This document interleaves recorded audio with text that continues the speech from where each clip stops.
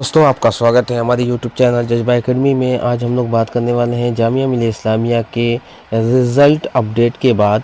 अब बात करेंगे हम लोग वेटिंग लिस्ट के बारे में कि वेटिंग लिस्ट क्या होता है, कितने बच्चों का वेटिंग लिस्ट क्लियर होता है, वेटिंग क्लियर होता है।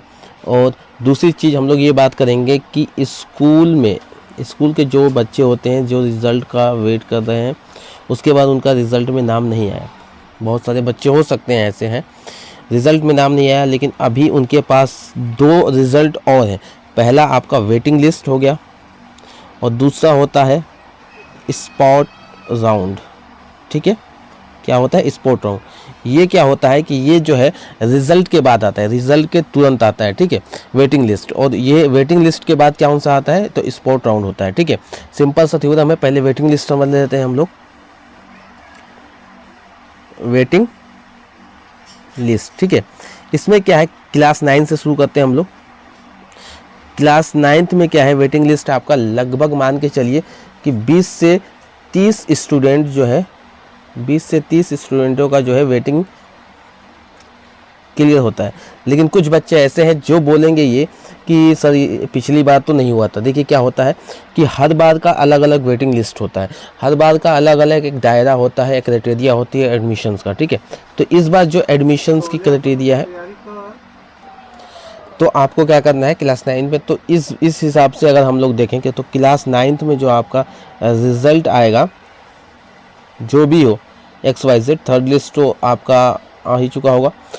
तो वेटिंग लिस्ट में आपके लगभग हर साल के अलग होते हैं, लेकिन इस बार जो है 30 से 20 बच्चों का वेटिंग लिस्ट जो है इस बार क्लियर होगा, 30 से 20 बच्चों का। अब इसमें जो है जो बच्चे एडमिशन ले लेते हैं, कैसे कि वेटिंग लिस्ट होता असल में ऐसा है कि कुछ बच्चों ने MU का भर लेते हैं, और वही बच्चे जामिया का भी भरते हैं, और वही बच्चे बेचू का भी भरते हैं। ठीक है, तो कुछ बच्चों का MU में हो जाता है तो वो पहले MU को रेफर करते हैं, फिर जामिया में हो गया तो जामिया में एडमिशन ले लेते हैं, और MU के निकलने के बाद जामिया वाला जो सीट होता है वो छोड़ देते हैं। तो इस तरह से वेटिंग आपको मिलता है। वेटिंग इन्हीं बच्चों को मिलता है, जैसे कि कुछ बच्चों का कट ऑफ बना है 70 से 80 के बीच में, थर्ड लिस्ट तक जाते जाते आपका मान के चलिए कि 60 नंबर तक बच्चों का हो गया है। तो अब जो वेटिंग लिस्ट क्लियर होगा वो होगा 59, 58, 57 के हिसाब से। ठीक है, तो इस तरह से प्रक्रिया होती है वेटिंग लिस्ट की।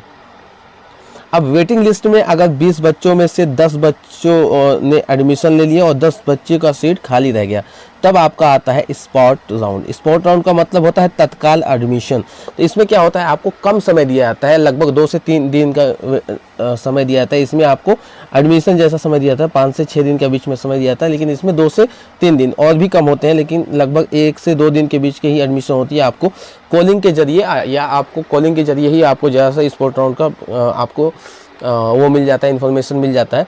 तो इस तरह से आप एडमिशन ले सकते हैं।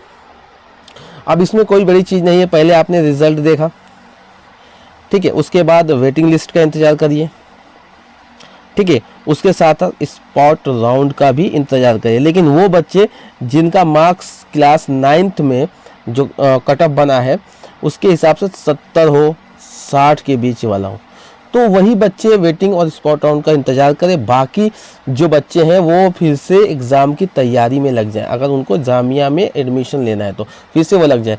अब दूसरी चीज़ है कि आप एग्ज़ाम की तैयारी किस हिसाब से करें। मैं आपसे यही कहूँगा कि पूरे एक साल आप तैयारी करना शुरू कर दो। एक एक पार्ट्स को, एक एक चैप्टर को धीरे धीरे क्लियर करो, और एग्ज़ाम आते आते उसको लगभग 6 से 7 बार आप रिपीट कर लो। रिपीट करने के बाद उसके बाद सिलेबस में मॉक टेस्ट हो गया आपका, उसके बाद आपका जो है मॉडल एग्ज़ाम इंट्रेंस पेपर आता है वो आप चेक करो, हर एग्ज़ाम दो, बेचू के भी क्लास 9 के इंट्रेंस पेपर को दो। इस तरह से आप तैयारी शुरू करो।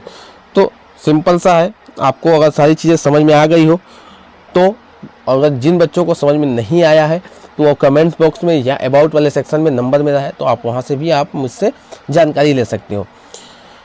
और साथ में आपको ये भी करना है कि शेयर करना है, लाइक करना है एंड कमेंट्स करना है। ठीक है, ओके दोस्त, थैंक यू।